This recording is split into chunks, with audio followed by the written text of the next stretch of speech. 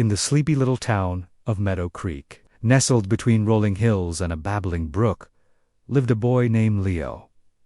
Leo wasn't like the other kids. While they were busy with scraped knees and muddy boots from their outdoor adventures, Leo's adventures took place within the pages of books. His room was a fortress built of paper and ink, its walls lined with shelves groaning under the weight of stories from faraway lands and forgotten times. Leo's greatest treasure was a small, leather-bound book with a tarnished brass clasp. It had no title on its cover, and its pages were filled with a language he couldn't understand, made of elegant, swirling symbols. He'd found it tucked away in the attic of his grandmother's house, a forgotten relic from a life he never knew. To Leo, this book was a mystery, a puzzle waiting to be solved. He spent hours tracing the strange characters with his finger, imagining the tales they held. One sunny afternoon, while the other children's laughter echoed from the park, Leo sat by his window, the mystery book opened on his lap. He noticed something he hadn't before.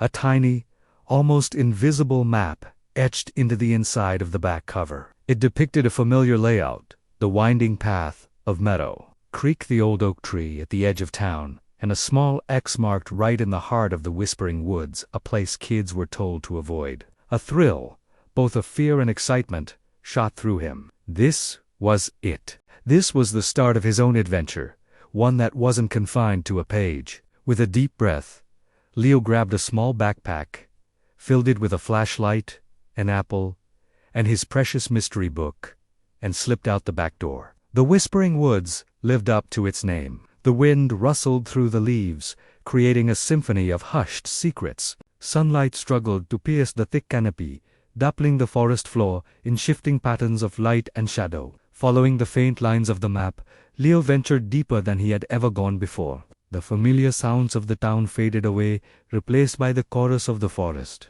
He pushed past ferns and ducked under low-hanging branches, his heart thumping, a rhythm of anticipation. Finally, he reached the spot marked X. It wasn't a clearing or a cave, but a circle of ancient, moss-covered stones, almost completely hidden by overgrown vines. In the center of the circle stood a small, stone pedestal, no higher than his waist, and on top of it, there was a shallow indentation, exactly the shape of his book. His hands trembled slightly as he placed the leather-bound volume into the slot. It fit perfectly. For a moment, nothing happened.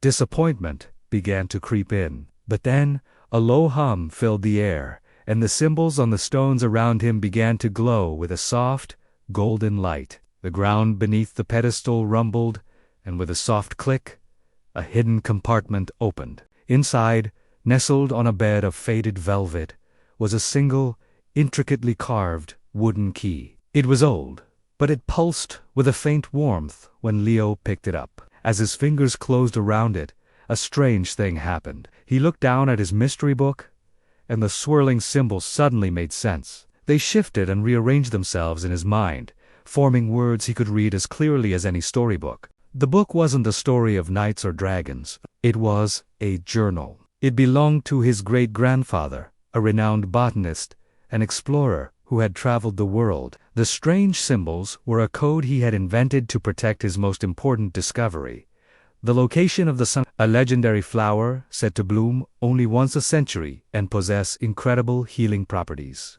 The journal detailed his long and difficult journey to find it and bring a single seed back to Meadow Creek. He had created the map and the key as a test, a puzzle for someone with a curious mind and a gentle heart to solve. He believed that such a person would be the right guardian for the flower. The key, the journal explained, didn't open a treasure chest filled with gold, but something far more valuable. It opened a small, hidden greenhouse tucked away on the far side of his old property, which was now Leo's grandmother's house. Overcome with a sense of wonder, Leo raced back through the woods, the wooden key clutched tightly in his hand. He found the greenhouse, covered in ivy and forgotten by time. The lock was rusted, but the wooden key slid in and turned with a satisfying click. The door creaked open, revealing a world frozen in time. Dust motes danced in the slivers of light, and there, in the center, growing in a single clay pot, was a plant with leaves like green velvet. At its very top was a single, tightly closed bud, radiating a soft, internal glow. It was the sun petal, waiting for its moment. Leo realized his adventure wasn't over. It had just begun. He was no longer just a boy who read about great deeds. He was now the keeper of a secret, the guardian of a legend. He had a responsibility passed down through generations. From that day on, Leo divided his time. He still loved his books, but now he also spent hours in the hidden greenhouse, tending to the sun. He learned about soil and sunlight, about patience and care. He read his great-grandfather's journal not just as a story, but as a guide. He watched as the buds slowly, day by day, began to swell, preparing to reveal its fabled beauty to the world. Leo learned that the greatest adventures aren't always found in distant lands. Sometimes, they're hidden in our own backyards, waiting in an old book, a secret map, or a family's forgotten legacy. And sometimes, the greatest treasure isn't gold or jewels, but the responsibility to care for something beautiful and rare, and the quiet joy that comes from watching it grow. And as he sat in the quiet of the greenhouse, Leo knew his story was just getting started. Thank you so much for joining me on Leo's journey today. If you enjoyed this story, please give this video a like and consider subscribing to the channel for more adventures. It really helps a lot, and I can't wait to see you in the next one. Bye for now.